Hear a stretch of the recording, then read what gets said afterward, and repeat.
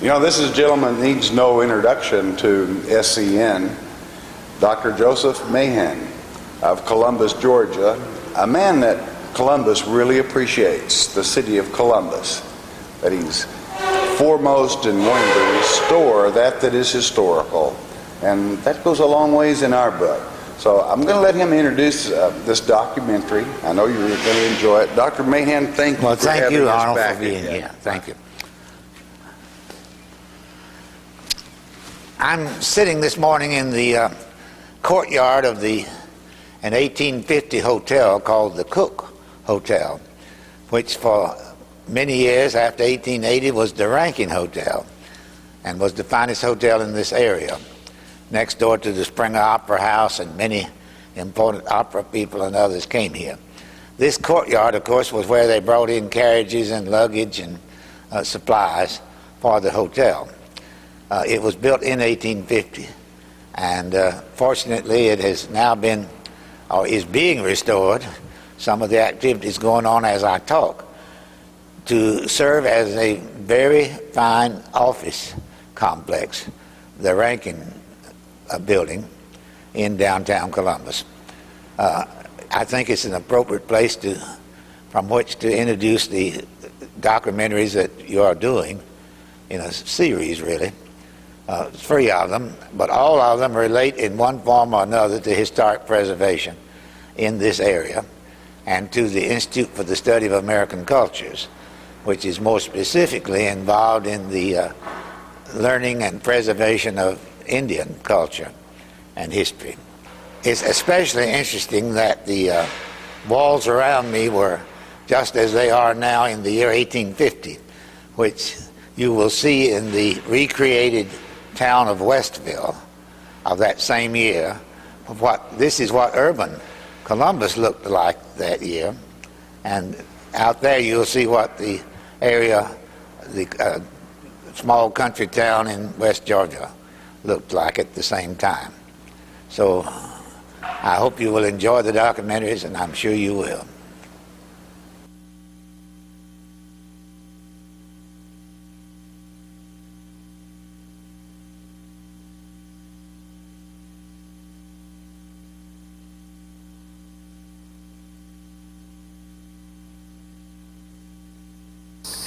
My name is Hawthorne Chamberlain. I moved here to Westville, Georgia a couple of years ago to be a storekeeper in my cousin's store. Westville is becoming a prosperous town. I'm glad to be a part of it, and I'd like to give you a tour today.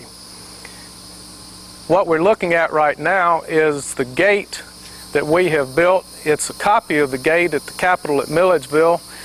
Our purpose of building this gate is to show that West Georgia, even though it is a new area, is still a place that has a lot of culture and remembers back to the big cities of our day. Now we're going to ride around Westville, and I'm going to show you some sights.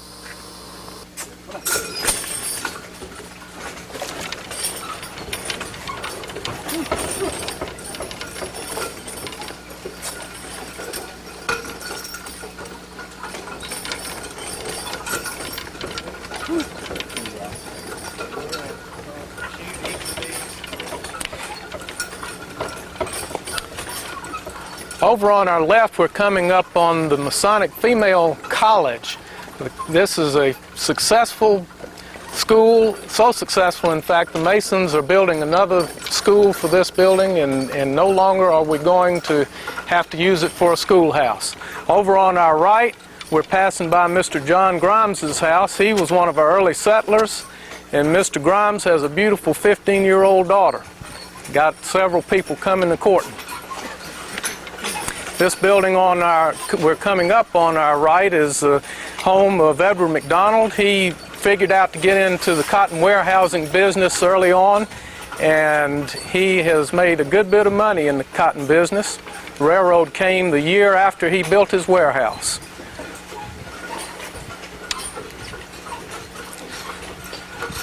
We're coming up on the right on Dr. Paulin's office. Dr. Paulin studied in Augusta, and he's opened this business here and is doing quite well in treating the people of this town.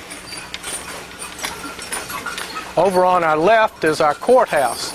We just built it, and if you can believe it, it cost $5,900 to build this building.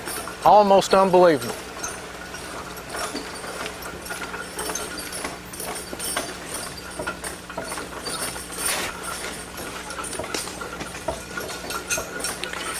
Over on our right is the Climax Presbyterian Church. This church has just been organized and is getting up a good congregation of people to worship the Lord. Next to the church is the home of one of our #1 residences, and his name is William Rawson. He is a cousin of mine and has a store here in town.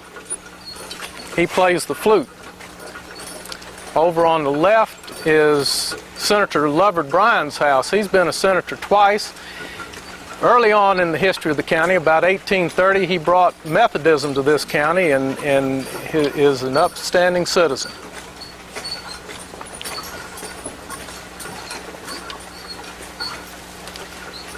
That building in front of us is a cotton baling press. There are many of them around the county. That can bale 2 whole bales of cotton a day. And that gin is the building on the other side of it, and it is powered by mules. It's run by William Bagley, who is a cotton ginner. He's also one of the county commissioners.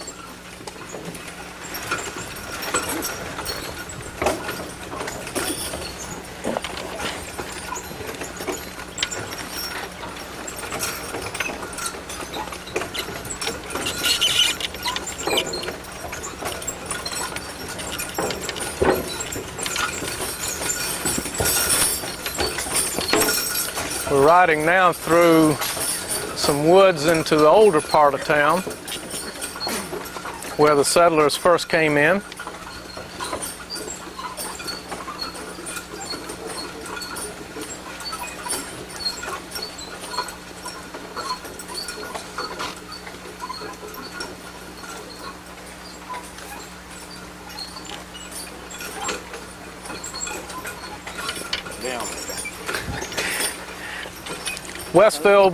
Westville was settled about 1830. These are on the left are some of the early houses that the people built when they first moved in, about 1827.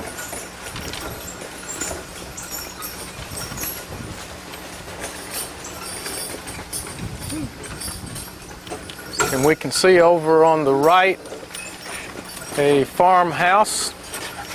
People are doing quite well there. That's the Patterson family.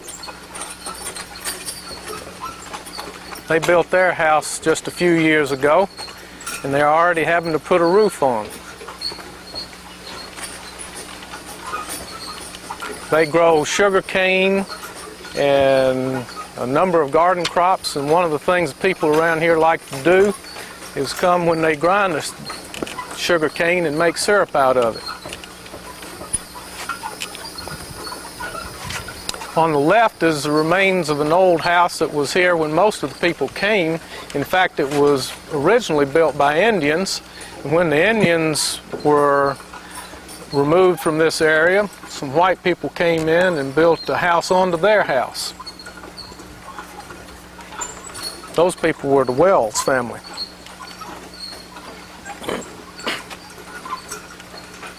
Through the woods we can see a blacksmith shop. That's the Cobb Brothers blacksmith shop.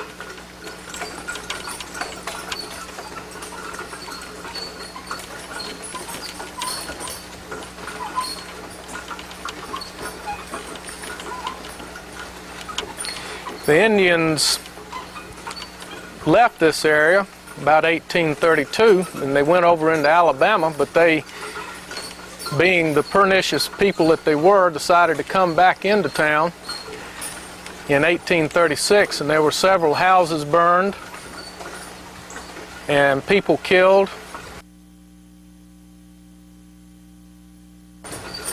We're looking now at the Lawson house. Mr. Lawson is a farmer and is a hard worker.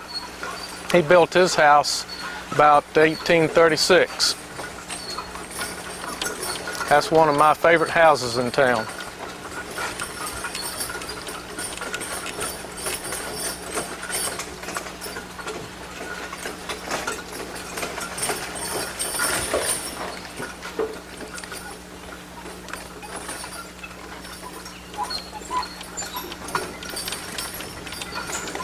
Coming around behind the Moy house,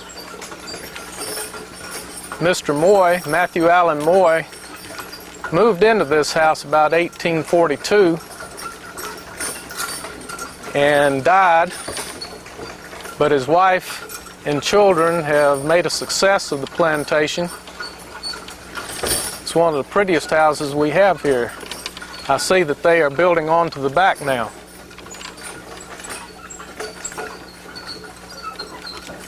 Over on the right, we have the pottery shop. We're fortunate to have a pottery here in Westville. Not every place has a pottery. We can go there and buy our pots instead of having to buy them off the back of a wagon like most people do.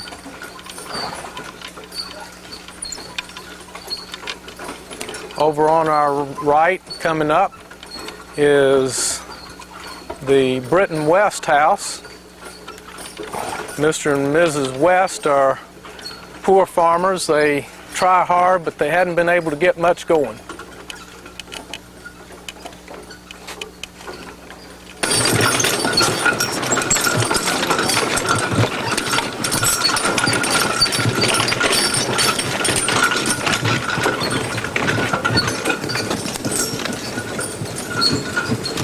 We're going to turn down Forsyth Street.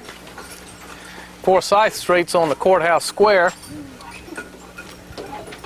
We are going to be on the left looking at the cabinet shop. There's a lot of business going on in the cabinet shop these days because people have money because cotton prices are so high. Over here is Johann Singer's boot shop. Mr. Singer has a new daughter in his family, and he's had to move his sons up into the upstairs of the boot shop. He's got a lot of boots to make, and also he's got a tannery going on. This is his house. This is where he lived. He started out with his shop right there in that room that we're looking in, but he grew so fast with his business and his family that he moved on out, moved his children on out. Now we're looking at the law office right here, the Moy Law Office, and over here on the right we're looking at Adams General Merchandise. They are a competitor to my cousin's shop, so I won't talk too much about them, but you know, they do have a post office in there. I wish we could get a post office in our business because that would draw people in our shop. People say that when they go there they feel like that they have gone to New York, but I don't believe that.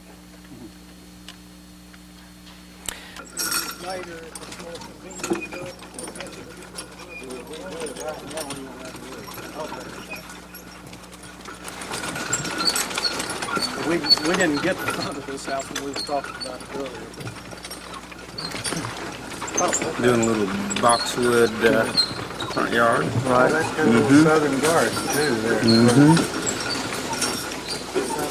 I understand they plan to do some a native plant garden, which is something new. Nobody's ever had a native plant garden around this area. Everybody wants to have gardens that look like Milledgeville and Savannah and Charleston. You want to go back?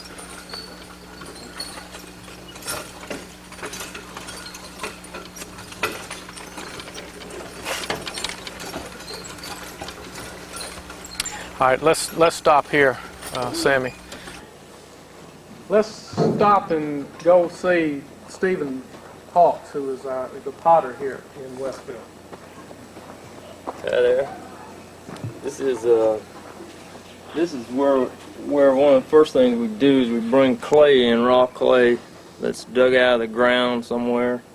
You know, you can find clay all over the place. You can find it up high on a mountain or down in the river. Around here we get it along the river or in banks, somewhere like that.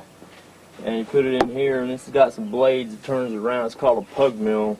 Hook up a donkey or a mule, and it turns it around and around for several hours. It takes maybe 3 to 5 hours to really mix it up good, and you can get maybe 500 pounds of clay mixed up, wet clay, and that'll turn a lot of churns or jugs. And for 3 people working, I'm only one person working here, but say you'd have 3 people working in a shop, you could turn that out pretty fast. You know, in a week's time. I could probably turn it out in 2 weeks' time. If y'all want to come in here, I'll show you where I make the stuff.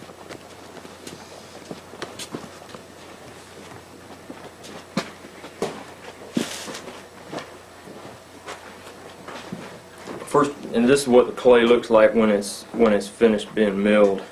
It's nice, smooth consistency. If you can't find good clay, most of the potters wouldn't take in clay that had too much rocks and roots in it. But if you have to use it, you can strain it. We have another area out back where you can liquefy it and strain it, and it really is a lot of times better clay when it's been liquefied and mixed that way. But first you wedge the clay, and you can do that several ways. It's called wedging, kneading. Wedging, you take the wedge of the clay. When you cut it, you frame it down into the other piece of clay, and that will eventually work the air out and compress the clay and get it ready for throwing, turning. And when you're cutting it too, you can see if there's any lumps in it or rocks. And then I work it up by my hands too, just to get it in a good shape for turning and work the rest of the air out and the lumps.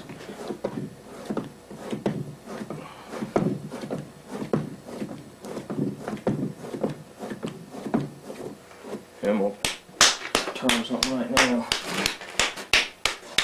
Now this is a treadle wheel. A bunch of different professions have treadles machines. This is the potter's wheel run by a treadle. I've heard that some of those northern potteries have what they call a kick wheel, but we use this kind of wheel. It's a treadle wheel. You can look down below and see how it works. Nice smooth motion.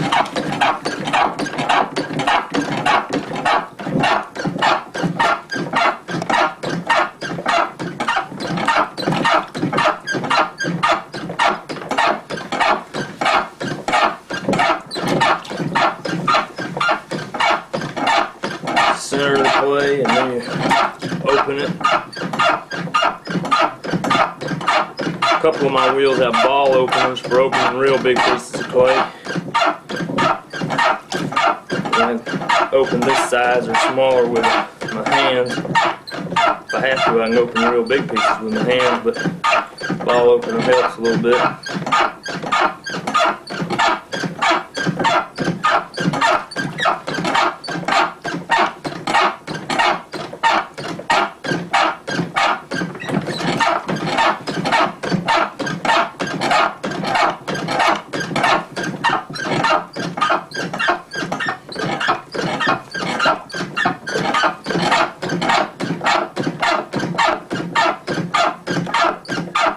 This is some good clay here.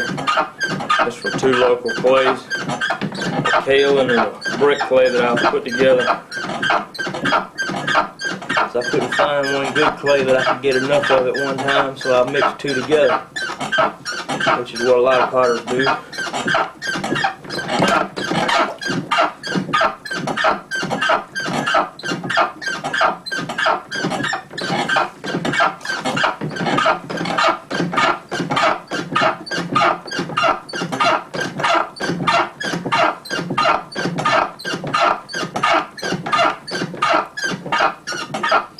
We'll make a jar. Got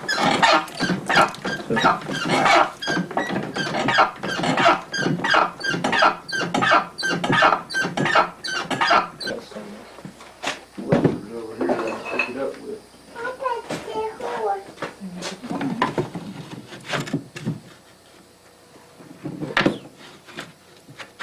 Wrong size. I need to just pick it up with my arms.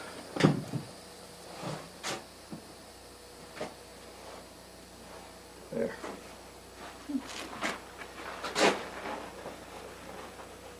And then I've got some other pieces over here.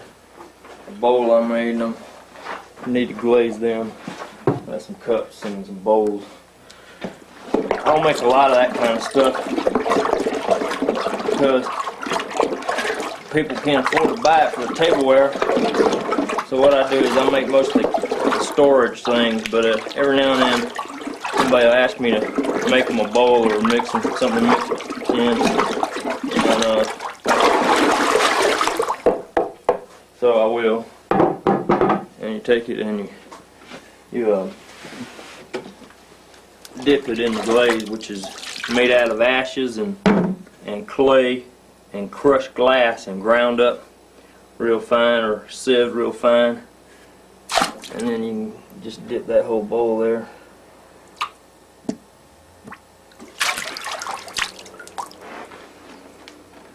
And it will all melt, form a kind of greenish glass, brown or green, depending on what the fire does to it. The cup's easier to do. You just take it and dip it. Get a nice. You have to clean the bottom on that though, or it'll stick. Then we go out here and I'll show you where I fire them. When that's when those are when I've cleaned the bottoms good on them, I take them out here, and I'll take something right now and show you where I put that.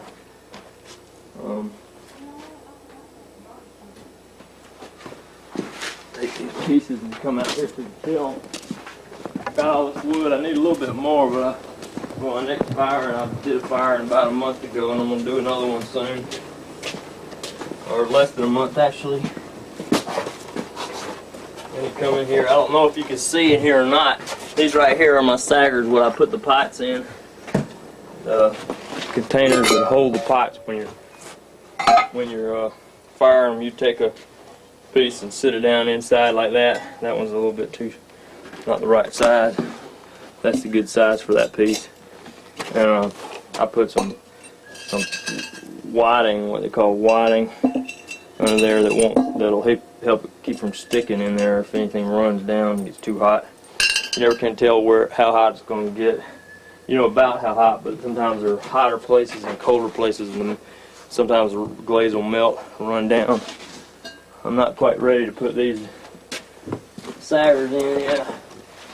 I hadn't finished stacking what I got in here, but I've been loading a bunch of stuff. I got a bunch of small things right now because that's what I've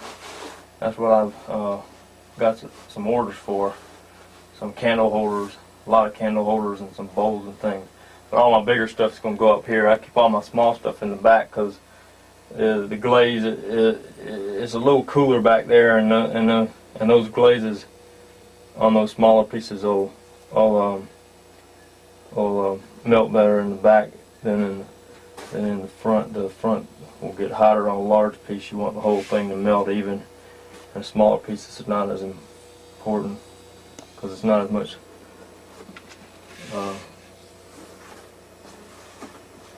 But these bigger pieces, if I get a piece like this is under fire, then it's more space than if some of those under fire.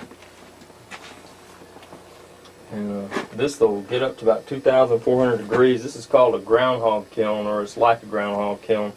North Georgia potters use a lower arched and maybe longer thing, and they load it from the back. We load this one from the front, or I load it from the front. The fire is right where I'm standing. I've got a bench here so I can get up there, but the fire is right here. This is bricked up. You can see these are my door bricks here, and right here I got some bricks there. and we'll brick this all the way up and have a couple of holes here for air and for the wood, and then I start the fires down here, go for about 20 hours, and then it'll reach around 2,400 degrees Fahrenheit. Let it cool for a couple of days, close off the air so it doesn't cool too fast, and then you go in there 2 or 3 days later and you pull it out. Take a day, maybe 2 days to unload it. Shouldn't take too long if you got help, but it usually takes me a day. But I've let it, when it was too hot, I would let it go for 2 days. I'll unload some and then come back and do the rest, because you can get real hot fast unloading a kiln when there's still heat in it.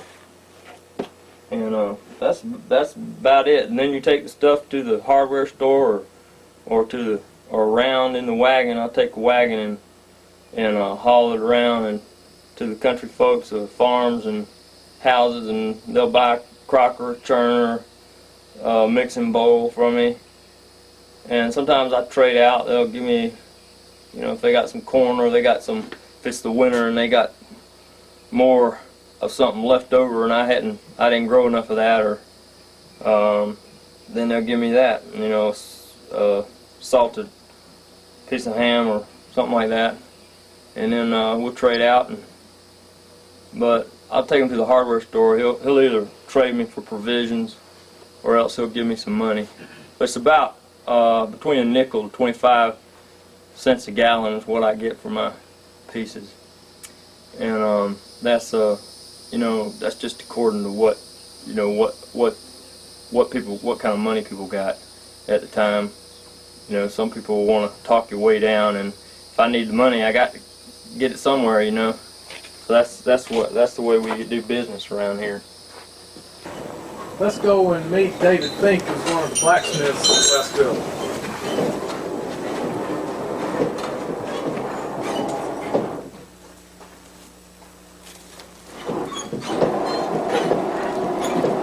Hello, David. Good evening.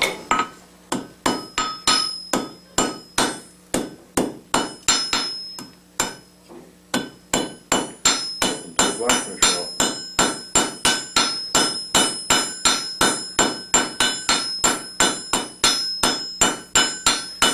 What you making, David?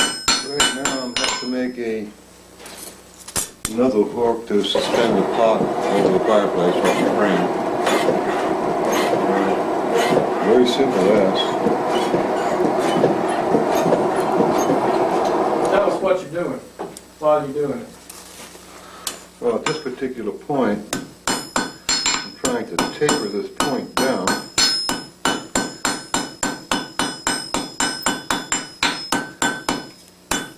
Every blacksmith has a tendency to do a little bit something extra to take away from the dullness of a piece, so I'm going to put in a small scroll, a very small scroll on the end of it, just to add a little touch so the piece is not totally devoid of any style at all.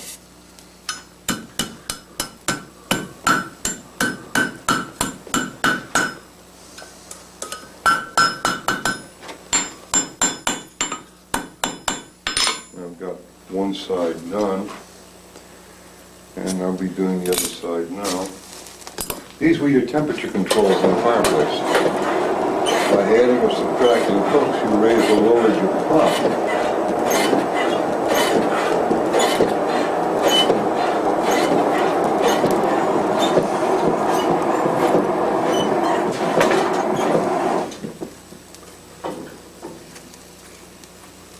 I tell temperature only by color.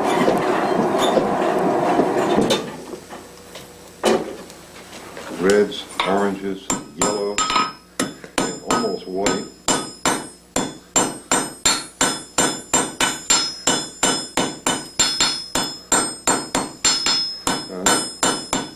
To get a graceful curvature, we have to taper this down before I make it round. Otherwise, the curve looks very clumsy.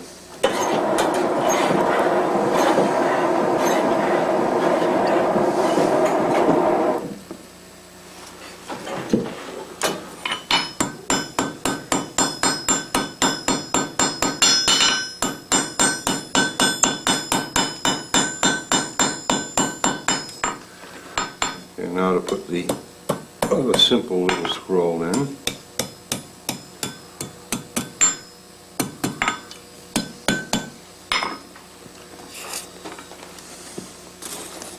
And form the opposite end of it.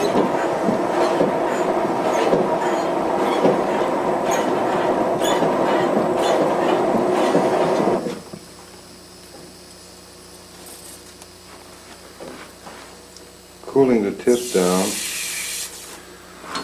because that's going to be a point that I hit on, and I've already formed that, so I don't want that to distort.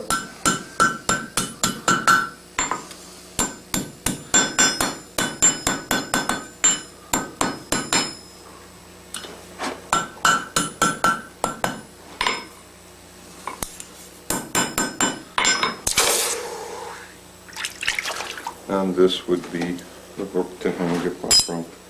These would generally be used in conjunction. Women had a bunch of these, and by adding or removing these, you raise or lower your pot.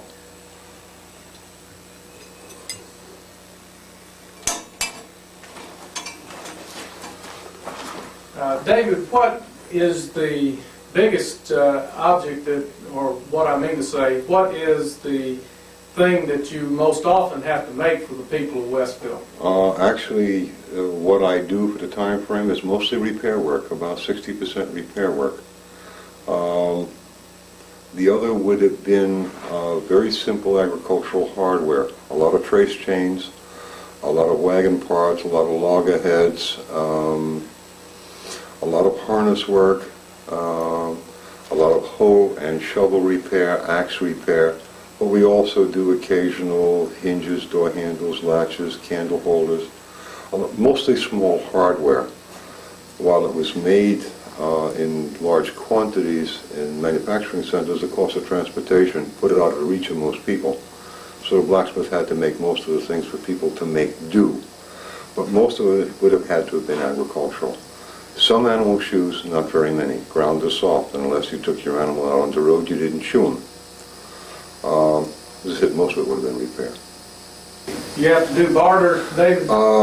Actually, some was done, very little. All the other craftsmen can get their raw material from nature, i.e. the cabinet maker would saw trees, the cordwainer would get hides from animals. Blacksmith had to buy his raw materials.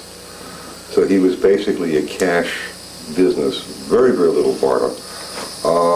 Once in a while, he would take off somebody's bill for a side of beef or a butchered pig.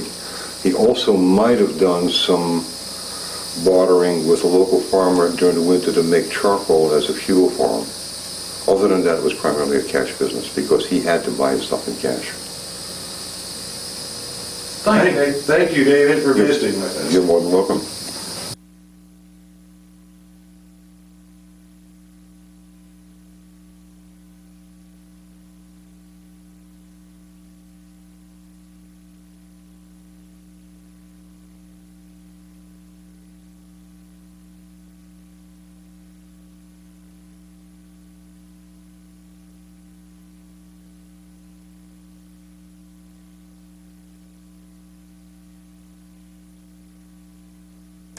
Let's go over here and see if we can find Shirlene Ponder, who is here.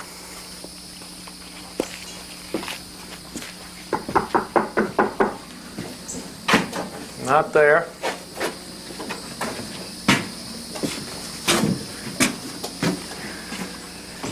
Not there, but it sure is cool in this hallway, even though it's mighty hot outside. No, she's not here. Not here either. Well, she must be in the kitchen, down this dog trot into the breezeway. There she is. There's Shirlene Ponder. Hey, Shirlene. Hey, how you all doing? Doing fine. All right, this way I put my sausage and biscuits at. I'm finna check on them right now and see if they're ready to come up. Yeah, they about ready. And this way I cook my sausages at. I'm finna check them. All right, they about ready. So, I'm finna take them up.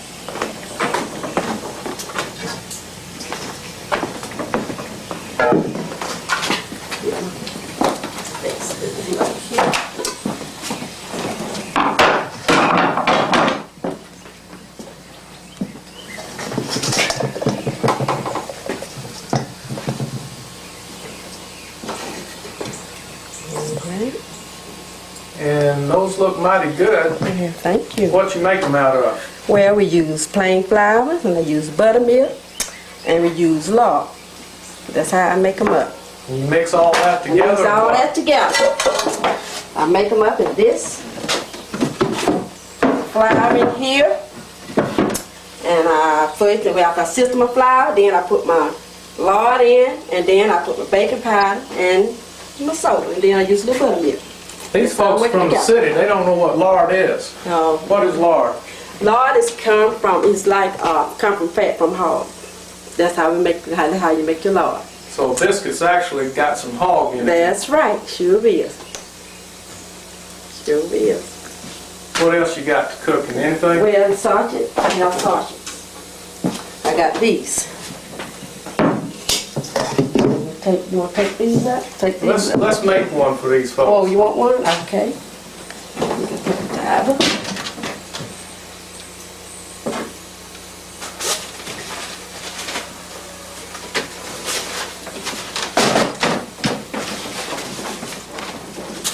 Alrighty. Excuse me.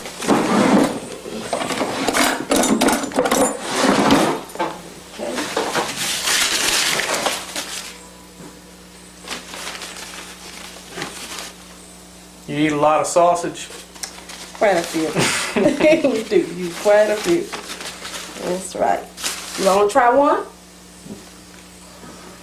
Sounds good, Shirlene. Thank you.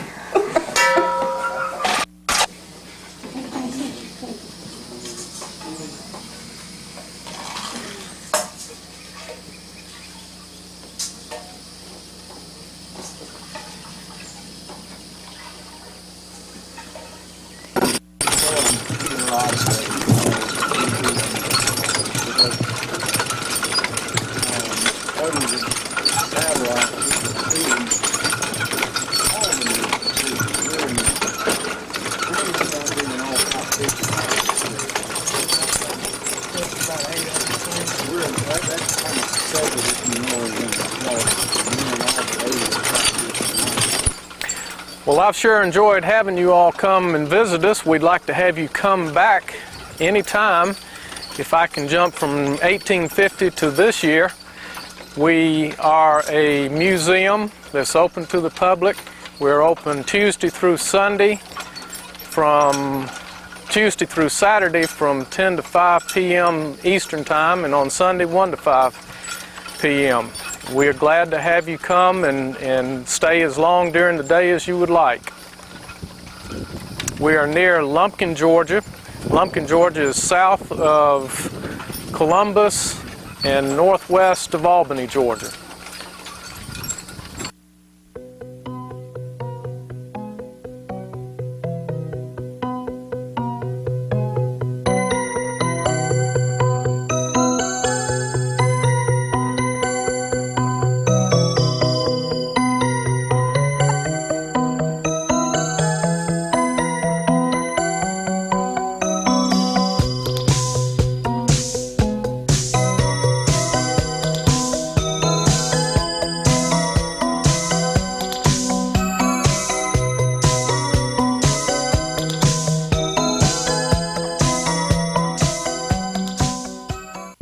This county was formed in 1827 when the Lower Creek Indians sold this area of West Georgia to the state of Georgia.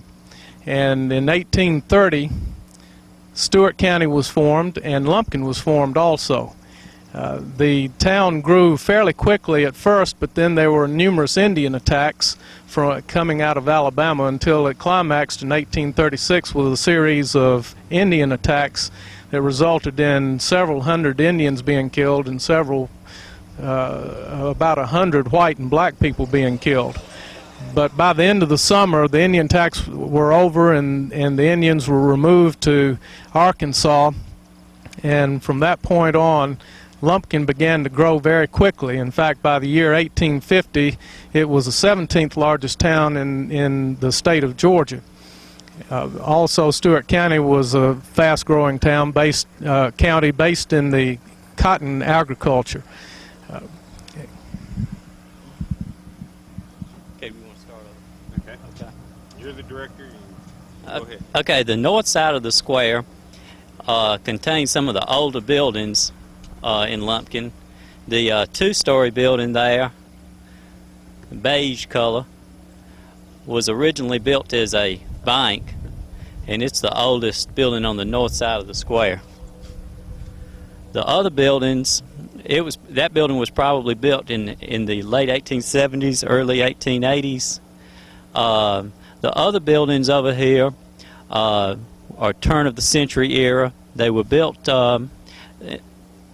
at different times, scattered up until about 1910 or so.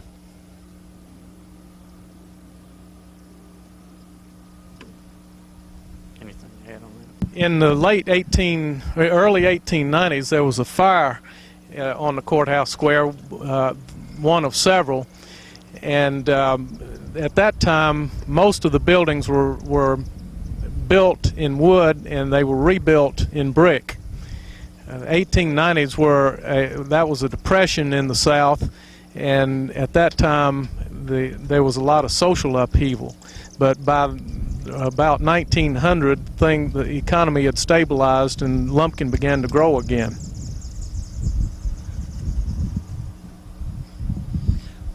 Okay, the construction on the buildings are brick. They have a wooden floor structure and a flat built-up type roof.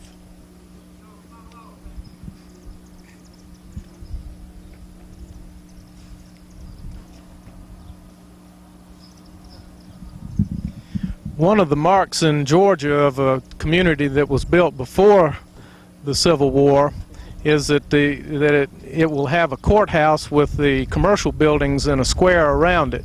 A community built after the Civil War will have a railroad running through the middle of town and the commercial buildings along the railroad tracks. As you can see, Lumpkin is one of those courthouse square type formats, and that is obvious that it is a pre-Civil War building. We're pre-Civil War community. The courthouse building in Lumpkin originally was a wood frame structure. It was replaced in early 1880s with a brick structure. That brick structure burned in 1926, and it was basically been the walls, I believe, are basically the same, but the inside was redone after that fire. Okay, to our this is the south side of the courthouse square. This side of the square was destroyed by fire in the early 1890s and was replaced soon thereafter. All of these buildings really were built within 3 years of each other, so there are a lot of similarities in the architecture and a lot of continuity from building to building because of the close time frame in which they were built.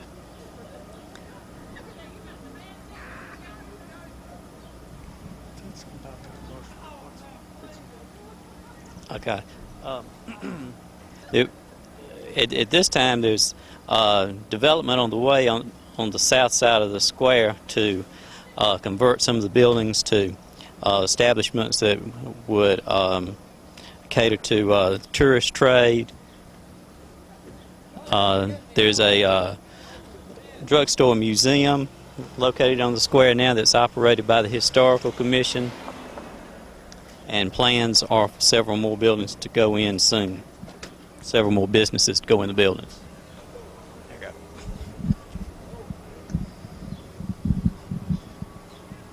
This courthouse square has enough integrity that in the architecture that we envision a unified appearance that will be very attractive for the tourist trade that comes to see Westville, that comes to go hunting, that comes to see the Bedingfield Inn and the Drugstore Museum, that comes to Providence Canyon and all the various natural, historic, and cultural resources that we have in this county. Okay, this is the Singer Company, known as Georgia's oldest hardware store. The business was started in 1838 by J.G. Singer, who was a German immigrant. He was a shoemaker. His original building is located at Westville. This building was built by his son in 1894 and has housed a hardware business here since that time. Located next to the hardware store is Sweet Mama's Confectionery, old-fashioned fudge and candies. Okay. Welcome to the Hatchet Drugstore Museum. The museum is owned by the Stewart County Historical Commission, and it was given to the Historical Commission by the Columbus Museum. The drugstore collection is a complete drugstore collection which came from Fort Gaines, Georgia. Dr. Hatchet was the physician and had the drugstore. Inside you will see the contents are intact. That's right. And range. They have everything that were on the shelves just exactly as they were when the store was taken over.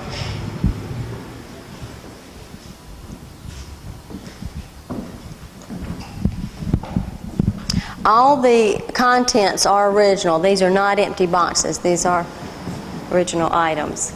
As you can see, some of the things that you used to see a long time ago or can still purchase.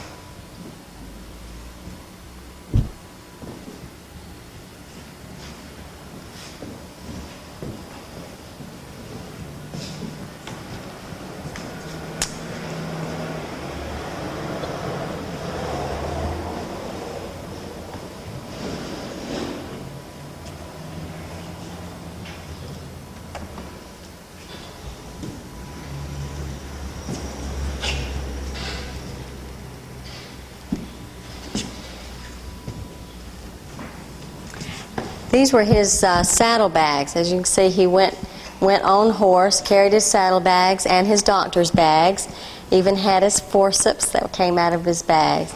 These were his medicines that he used, that he carried with him.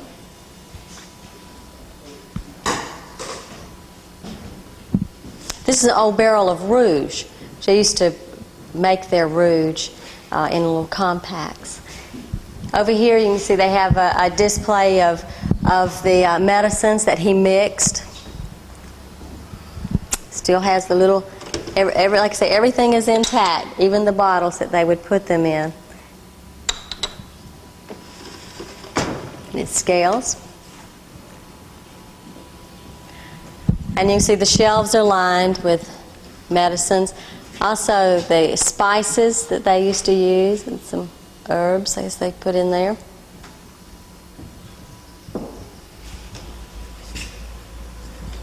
And then this one, this is a good selection of what ails you.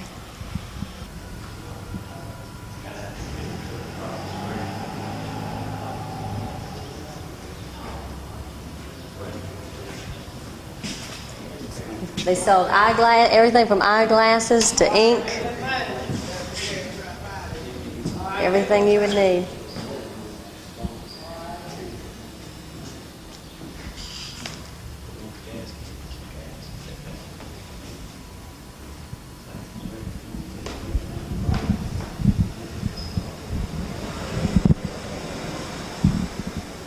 In the showcases here, they have some old postcards of various items that are really interesting. There's one in here that announces the birth of a child that says, "Baby boy is born, baby's fine, mother's fine."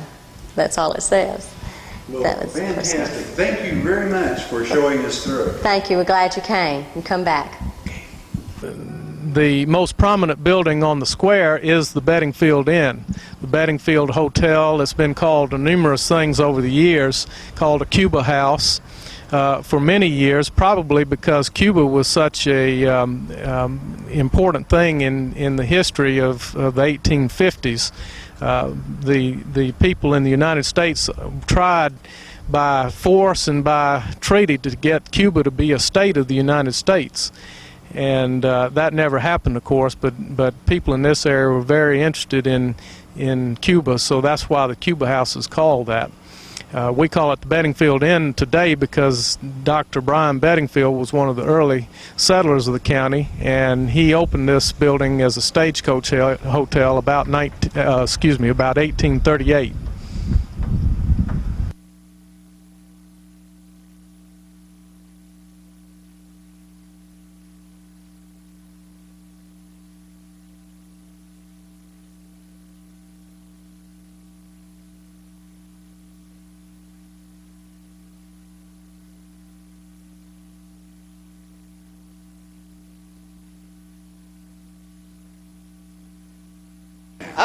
Bedingfield Inn was built around 1836. It was built for a stagecoach stop, a place for the doctor's office, a place for his family to live, and he used it for most everything. And this was the public room, and the men sat in here, and the ladies stayed in their own parlor. They could go off of the front porch into their parlor without having to come in here and disturb the men. And now some of this has had to be, Dr. Bedingfield just lived 10 years after he built it, and he had to, they sold it in a few years, and they had to replace some of these things in here. And this, I don't know whether that matters or not, but that's what way it looked like when the Stewart County Historical Commission bought it and started restoring it. We'll come back and get that. Just okay. Now this was the public dining room. The Baptist Tabernacle in Columbus gave the piano, the Rosewood Square grand piano, and a family in Atlanta, the rug, the table. They've used Empire period furniture. The table and chairs is a reproduction, but it's what they would love to have when they can afford it. And they used the blue willow pattern of Staffordshire china because they dug the backyard all up to see what they could find, and they found little broken pieces of this pattern. And so they knew that's what they must have used. Now this is the ladies' parlor. These paintings came from an old plantation home down on the Chattahoochee River called the Shepherd Plantation. Down there was where they had the last battles with the Indians. This room has shamrock trim over the doors and windows, which the other rooms don't. This is the stairway going up there. The rooms on the far end were the family bedrooms. It's a hall all the way up and down the room, 7 bedrooms.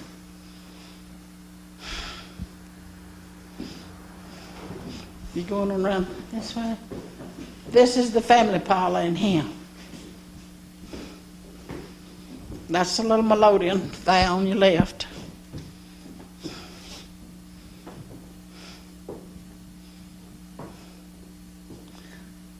And this mirror here, the family that gave the big rug in the dining room also gave that mirror. They had 2 closets upstairs and two downstairs. They had to pay tax on the closets just like another room to the house. The ones upstairs in the same bedroom.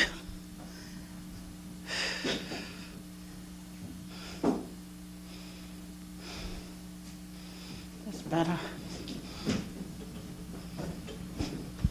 This is his study, private dining room. Some of them say they think it's his office.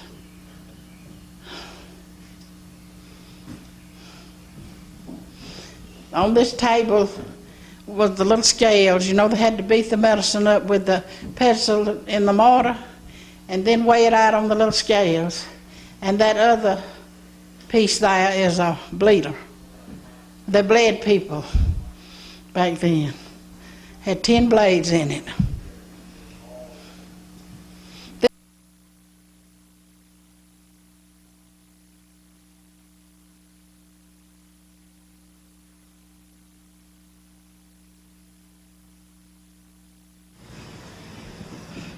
This is the side they cooked on. They made the jellies and things of this sort in the copper kettle. They hung meat or turkey or something like that on this piece and wound it up, and it gradually turned. And this, of course, swings over the fire. They could cook on that. That was the jelly cupboard where they kept their jellies and things they made. This, the flour and meal bin. And that's the old sausage stuffer over yonder on the table. And the churn, and they say that's a flax wheel. I don't know what the difference is on a flax wheel and a spinning wheel. I really want to thank you all for sharing with us today your lovely city and Westville and Lumpkin. Thank you for having us. Thank you for being here. Thank you very much. We enjoyed it tremendously. Great. Would you have a closing statement or thought to the... We'd just like to invite any of the viewers, if they're in the area, if you're in South Georgia, would like to come to South Georgia and visit us here in Lumpkin, in Westville, Stewart County.